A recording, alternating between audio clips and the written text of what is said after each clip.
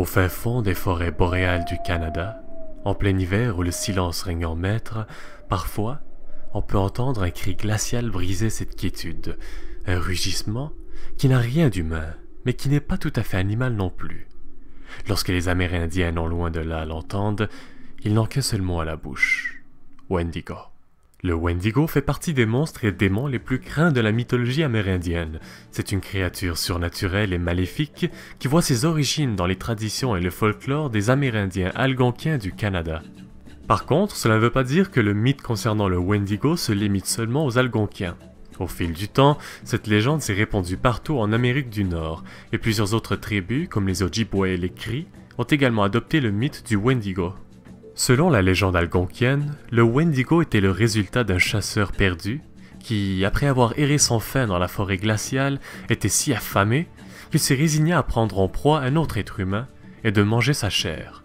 On raconte que lorsqu'un humain avait commis le tabou ultime dans la culture amérindienne, le cannibalisme, il se transformait alors en une bête immonde, ni humaine, ni animale. Les Wendigo étaient décrits comme étant d'une taille imposante, mais extrêmement maigres.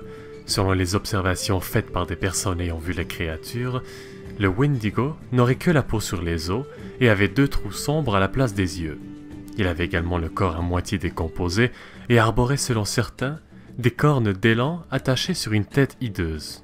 Le Wendigo était souvent associé au froid, à l'hiver et à la famine. C'était une créature agile et terrifiante qui chassait les hommes pour se délecter de leur chair. Les chasseurs algonquiens racontent que la bête était capable de se déplacer à une vitesse phénoménale sur le vent et la brise, dans un silence le plus total. C'était un chasseur hors du commun. Malgré son apparence, le Wendigo garde l'intelligence de l'homme lorsqu'il se métamorphose. À cela s'ajoutait l'instinct prédateur d'un animal, ce qui le rendait encore plus dangereux. Mais ce qui fait du Wendigo l'une des créatures les plus craintes pour les Amérindiens, c'était ses pouvoirs surnaturels. On raconte qu'il était quasiment impossible à tuer, car toutes les blessures affligées sur lui se cicatrisaient très rapidement. Il avait également le pouvoir de manipuler le climat autour de lui et de faire en sorte que d'un instant à l'autre, la nuit pouvait tomber des heures avant que le soleil ne se mette à coucher. Mais ce que les Amérindiens redoutaient le plus, c'était la fièvre du Wendigo. On dit que lorsqu'on est atteint de la malédiction de la fièvre du Wendigo, la personne affligée allait à travers de plusieurs phases qui se terminaient normalement par la mort de celle-ci.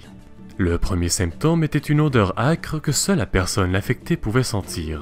Ensuite, lorsque la victime allait se coucher, elle avait des cauchemars terrifiants pendant toute la nuit. Lorsque celle-ci se réveillait, elle sentait que ses jambes brûlaient d'une douleur inouïe. Au cours de la journée, la douleur devenait si intense que la victime se mettait alors à courir vers la forêt en hurlant. On raconte que ceux qui s'enfouissaient ainsi dans la forêt ne revenaient jamais. Aujourd'hui, le Wendigo reste l'une des créatures mythiques les plus populaires et les plus emblématiques de la mythologie amérindienne. On le retrouve dans la littérature, le cinéma et même dans le jeu vidéo. La légende du Wendigo reste également parmi les préférés pour les grands-mères et mères amérindiennes qui racontent encore à leurs enfants et petits-enfants l'histoire de cette créature mythique crainte de tous. Et voilà, c'est tout pour la vidéo d'aujourd'hui, j'espère qu'elle vous aura plu. La légende concernant le Wendigo est probablement l'une de mes histoires préférées et je voulais bien la partager avec vous tous. Sur ce, si vous voulez voir davantage de vidéos sur l'histoire et la mythologie, abonnez-vous à la chaîne et partagez les vidéos si elles vous ont plu. Merci encore et à bientôt.